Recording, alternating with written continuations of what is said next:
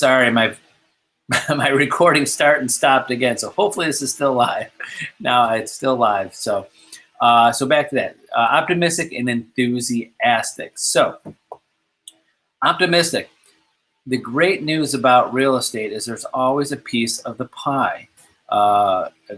Being in real estate for 28 years, going through different markets, different rates, different economies, different presidents, different everything, is that there's always a piece of the pie for you to get. So good market, bad market, high interest rate, low interest rates, unemployment. There's always people, or from this day to day into the past, there's always been people buying or selling real estate. I've been telling agents this for the last several months since COVID started, and people were worried when things started where the market is going. I said, no matter if the economy is good or bad, people have to buy, they have to move. Sometimes not for good reasons. Sometimes people have to move for financial reasons, or their job, or deaths in the family. That makes people move. So we're not selling a product that is just tied to good or bad. So you can be optimistic about your abilities to sell real estate all of the time. There is no bad time to sell real estate. I just say when there's more activity out there, it might be a little bit easier. Or get luckier. Like I said yesterday, the more you prospect, the luckier you get. So maybe right now it's a little bit luckier for people to get. But we have inventory issues, and that's another issue. So who knows? The market could be 3 times as busy. It could be if there's 3 times as many houses for sale. All right, number 2, competitive. Competitive with yourself. So competitive, of course, there's lots of agents out there that like to look at what other agents are doing, or other offices or other companies, and like to be competitive. But you have to be competitive with yourself. Beat yourself, your best personal best, your best personal number of sales, or calls, or prospecting, or new buyers. You have to be competitive with yourself to want to continue to get better. So don't judge someone else's. And I've said this in many different videos and books that I've been reviewing, is that you don't have to. Success is all relative to you. So be the best at what you want to be, the level you want it to be, give the best customer service. So be competitive with yourself, wanting to always make those a few extra phone calls a day, or make a few extra connections. So I would say be competitive with your prospecting first, competitive with the number of sales and the amount of money that you want to make, and continue to do better. 3, be confident. Everybody should be feeling confident in real estate. If you're with an office that has decades of experience, team leaders, you have brokers, you have managers, you have support people, you have online universities in your companies, you have all of the tools, you have all of the knowledge behind you. So you should be confident in what you can do. You have everybody, I mean, within reason, with every different company, and there's different support, there's different years of business, there's different things like that. But you have that ability to find that. YouTube, classes you could take at different real estate coaches have different programs if you don't have that one already with your office. So you have the confidence to learn everything that you need to learn about real estate. You just have to execute it. So you should have the confidence of that. 4, relentless. Relentless, just like Century 21, that's our tagline, being relentless. You can't stop. You got to keep on going. You got to keep moving forward, no matter if there's setbacks, if deals fall apart. You make weeks of phone calls and prospecting, and it doesn't turn into anything yet. You just got to be relentless, because it all pays off. I've never seen it not pay off. It's just consistency and persistence and doing the right things. 5, thirsty for knowledge. You should be, in my opinion, and I tell this a lot of agents, watching videos like mine and watching other real estate coaches. Also, there's great 2 big real estate connections online for news and information, and that's rismedia.com, and Inman, .com, INMAN. Those two, the RIS Media and Inman.com are two great resources for real estate news of what's happening around the country, but also they give you things of new technologies, new tools, new trends in real estate and real estate sales. So those are two things. So if you go to those two things, you can subscribe to their email service. RIS Media is free. Inman is there's a small cost per month. But again, great resources. They have a thirsty for knowledge and always watching what's going on. 6, have a systematic, be systematic and efficient. So systematic, you have to have a process. You should have a to-do list every day. You should have a schedule. Who I have to call today? When I got to follow up with them? When I talked about them last? Have a system. Have a good CRM. And that's part of our video tomorrow is about CRMs. So you have to be systematic. You just can't be shotgun approach. You know, every single person in your database should be how you contacted them last, when you have to contact them again, how you're going to contact them, have something on an automatic reminder, and also notes of what you talked about them about. So, and efficient. Efficient means you have to get through your work. My suggestion to agents all the time, don't take more time inputting data, using your system, than actually doing the work. Should be, in my opinion, 80-20. 80% of actually calls, texts, emails, reaching out to people, networking, and 20% inputting it. And if you're spending more time 80% inputting things to get ready for those things, it's not efficient. So be efficient and make sure you're doing the work. And 7, adaptive and flexible. So you've got to be able to be flexible with your different prospects. Example, everybody, you might start calling them. They want text messages. You might emails. They want to be, pop in and visit them once a year, a couple times a year. It might be networking. These are people in your database that are in the same type of group or volunteering in the same place. So you got to be flexible. You got to use all different avenues of prospecting. You can't just one. And a lot of times agents use the excuse, well, I'm better at face-to-face. Well, you still got to have emails, text messages, calls, face-to-face, networking. You've got to have different apps, social network. You've got to do it all because all different people do different things, and when they see you at different levels. So how many times do you see, advertisement on TV for a product, then you see it on your social media, and then you see it in a magazine? These big companies are not dumb. They know what they're doing when it comes to their marketing. They're in all different avenues, cost depending on the cost.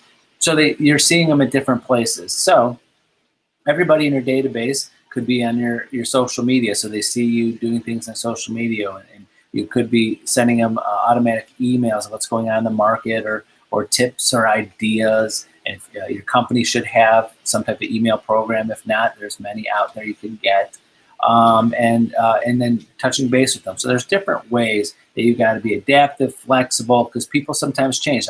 You might go, okay, this person replies the text but never picks up their phone, or this person is always on instant message. I have several agents that I talk to just on instant message. They just like instant message on Facebook. They don't text, they don't call, but they like to use instant message. So you got to be adaptive, you got to be flexible in how to communicate with people. So again, those 7 things will be optimistic and enthusiastic. 2, be competitive with yourself. 3, be confident. You have all the tools, technology, support. You have all of the knowledge on how to build your real estate. You should be confident in your abilities. Relentless, don't ever stop, because I have agents that have been with me for 20 years plus and have good years, bad years, and never stop. So never stop, because you can do it. You can do it. And I have hundreds of agents that I've seen that are still in their business today that at one time had very little business or no business. They were great 20 years ago, then went down, and then went up, then went down, and they're still in it today because they're still doing business. So stay in it, be relentless. Thirsty for knowledge, always be learning. I gave you those 2 ideas, inman.com, inman.com, and rismedia.com are two great resources just for some knowledge outside of what your company already gives you and things that you already, and also, realtor.org, our realtor website for realtors, not realtor.com, but realtor.org, where you can go and all of our National Association of Realtors, there's classes, there's information, there's technology. So those are three great resources for knowledge and information. Systematic and efficient.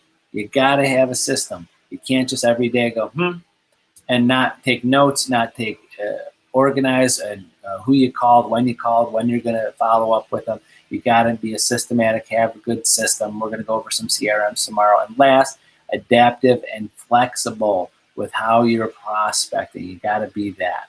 So last today, I'm going to kind of go over the fine art of interrupting and give you some tips and some ideas. Example number one. There's one thing I know a lot of agents don't do, but you can do it, and it will bring you business and start building your database. Every single client you have, we'll say first, easy, seller. You have a listing. How many of you have been going door to door in a neighborhood? Why not? Why haven't you been going door to door in a neighborhood? You list the property today. You should have something on your calendar today to go door to door, as many as you can hit, and introduce yourself to that to the neighborhood. So first, of course, you could, if you want, you could get your client's opinion or authorization to do that. They should. You're putting a sign up. They shouldn't have a problem with it. And I'm going to give you a little bit of scripts to do. So first, check with the city about any type of solicitation rules or laws or times or permits that you have to do. So that's number one. So one of the things that the fine art of interrupting, the one thing I express is that you have to think of a mindset. You're there to help their neighbor, maybe their good neighbor that's been with them for years, maybe good friends. Maybe you could do a little bit of a research. Go, hey, Mr. and Mrs. Seller, I'm going to go door to door to try to find the best buyer for you. There might be a neighbor here that has a friend or relative that would love to live in your neighborhood and may pay top dollar to buy your house because we're going to get them right when we list the property, and they were dying to get into the neighborhood. So I want to go door to door. Can you tell me something about your neighbors or any neighbors that I should definitely talk to? You know, who you like, friends, you know, that you're connected to, and people you don't like, you don't want me to stop by. And when you get that list and when you start going door to door with your card, maybe information about a good flyer about the house or information about their neighborhood, a packet of information, because if they're not home, you can leave it in there with a note of why you stopped by. But when you go there, your number one thing you say, something to help calm that interruption, is that, hi, this is an example of a script. Like, hi, I'm Tony Geraci, Realtor Century 21 HomeStar. I'm here on behalf of your neighbor, Mr. and Mrs. Jones down the street. I have their house, just listed their house for sale. They wanted me to go around the neighborhood to see if any of their neighbors have any friends, relatives that might want to live in the neighborhood, and we wanted to get you first. So my example, my idea, and when I train agents on that, is that you're telling them that you're, one, going there on the behalf of your neighbor to help them, and two, try to help that person, but they help you, and that they might have someone that wants to buy in their neighborhood, and you're helping them. So you're diffusing the why are you stopping by at my house. You're not trying to sell something to them. You're trying to help their neighbor sell their house. So they shouldn't be as upset. Will there be a few people that are upset? Fine. But I think my opinion is that most people are going to know that you work for Mr. and Mrs. Jones. They're not going to be upset at you or say something or do something that's not nice, because then you'll go back and tell Mr. and Mrs. Jones how not nice that neighbor was, when you were just trying to help them sell their house and help them see if they have someone there. So that's an idea of something you can do.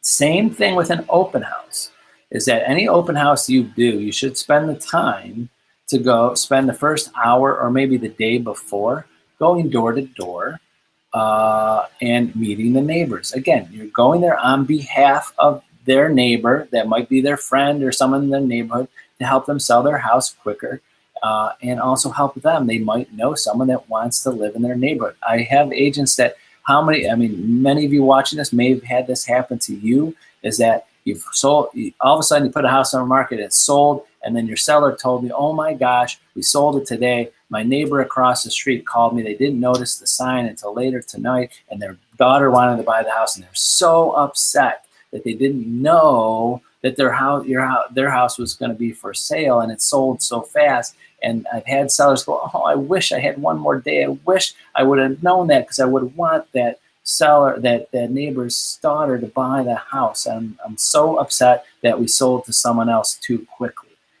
That happens. It does happen. So let the neighbors know, if the seller's okay with it, and explain why, of what's out there. And guess what? The people that really want, the neighbors that are helping you sell the house, if they have someone that wants to go in there. So that's, again, I don't want to go way off tangent, but that's an example of something you can say, little scripts and things you can do to the fine art of interrupting, to help not interrupt the information.